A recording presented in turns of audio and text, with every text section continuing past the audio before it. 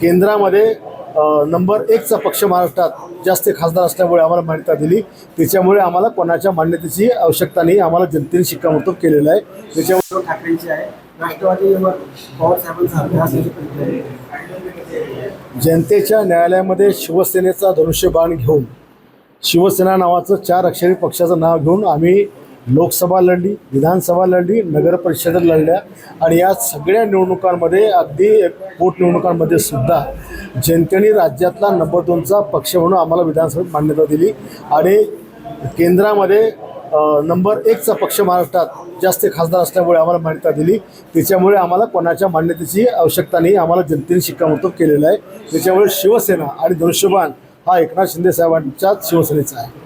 खासदार संजय राऊत यांनी एकनाथ शिंदेवरती शिवमस्तानाची टीका केली. ते म्हणतात की अपात्र ठरणाऱ्या शिंदेना सीएम बनवून सर्वांनी शेण खाल्लं असं टीका केली. याचा अर्थ काय, जे 60 आमदारांना लाखो लोकांनी मतदान केलं त्यांनी शेण केलं असं संजय राऊतला म्हणायचं आहे का?